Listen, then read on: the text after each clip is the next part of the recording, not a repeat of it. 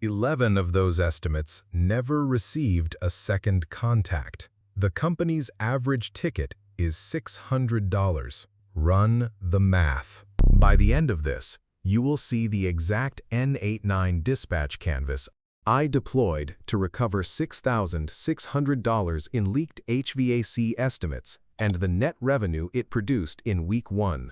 This is not a demo environment. This is a live GHL pipeline built on the deployment patterns we use for real HVAC operators.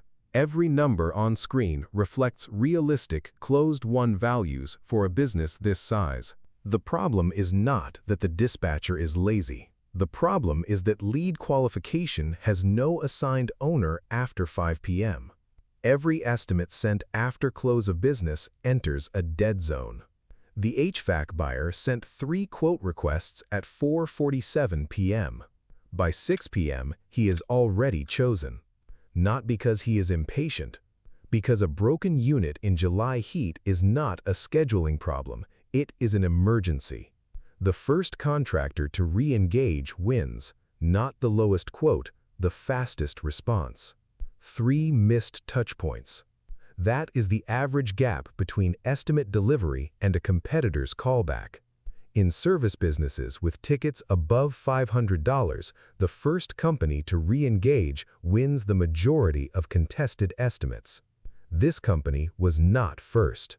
11 times. 11 times a competitor with a faster follow-up system won the job. Not better technicians, not better pricing. A faster system.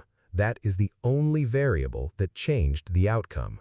The fix is architectural, not behavioral. You do not hire another CSR. You assign ownership to an agent that does not sleep, does not miss a shift, and costs $4 a month to run. 4 decision nodes, 0 human dependency in the intake loop. Loop number 2 is now closed. Here is the build. Node 1, webhook trigger, method, post, authentication, header-based API key. This is where 90% of operators misconfigure. They leave the auth field blank and expose the endpoint publicly. An exposed webhook endpoint is a public API call. Any script, any bot, any external actor can inject fake lead data into your CRM at 0 cost. Node 2, Supabase insert. We are writing the lead record. Name, phone, estimate value, timestamp. The estimate field pulls directly from the GHL form payload. No manual entry. Every field in this Supabase record has a specific downstream function. We route the estimate data via Supabase, link in the description. Node 3, n8n wait node. Conditional timer. If no GHL pipeline status change in 2 hours, trigger the follow-up branch. This is the dead zone elimination logic. 2 hours is not arbitrary. It is the window before the buyer selects the next contractor on their list. Beyond 2 hours, re-engagement probability drops below 12%. Inside 2 hours, the decision is still open.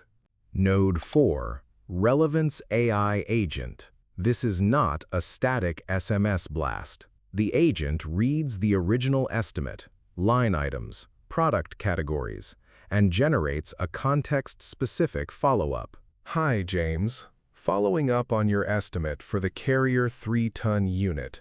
The unit is still available at the quoted price. The difference between a static template and a dynamic prompt is conversion rate. A template says, following up on your estimate. The agent says, following up on your Carrier 3-ton unit. The buyer knows you read their request. That specificity is what converts a dead estimate into a booked call. Node 5, GHL SMS trigger. The message fires through the client's own GHL number. Replies land in GHL conversations. The operator sees the thread. The message fires through the client's own business number. Not a shortcode, not a marketing platform number. The buyer sees a local number they recognize. That distinction matters on open rate. Node 6, Supabase Status Update. If GHL registers a reply, the Supabase record flips to re-engaged. The wait loop terminates. The re-engaged flag does two things simultaneously. It terminates the wait loop, and it queues the lead for the operator's morning review. Tomorrow at 9 a.m., the operator opens GHL and sees leads marked re-engaged. 4 of them already replied. The pipeline was never empty. The agent does not send a second message. Precision matters more than volume. Live test. I am passing a real test lead through the canvas now. Name: James Holloway. Estimate value: $840. Timestamp: 5:47 p.m. Entering the dead zone. Supabase row created. Wait node active. Relevance AI generating. GHL SMS queued. Message delivered to James Holloway's number 9 minutes, 14 seconds after estimate delivery. Automated. 0 human action. Week 1 results. 11 re-engagement sequences fired. 7 replies received. 4 converted to booked service calls. Net recovered revenue, $6,600. Before, 0 automated follow-up. After, 36% re-engagement rate on dead estimates. The pre-built version of this stack is in the description. Total infrastructure cost: n8n self-hosted at $0. Supabase free tier. Relevance AI at $19 per month. Go high level at $97 per month. Total $116 per month to recover $6,600 in week 1. If you run a dental clinic, your no-show rate is the same structural failure. If you run a roofing fleet, your unbooked inspection requests are the same dead zone. Every service business with an estimate workflow has this leak. The canvas is identical. You swap the intake form source, remap 2 Supabase fields, update the Relevance AI prompt with your service category. 3 configuration changes. The architecture does not change. Comment Audit below. My agent will send you the exact blueprint, the n8n JSON, the Supabase schema, and the Relevance AI prompt template.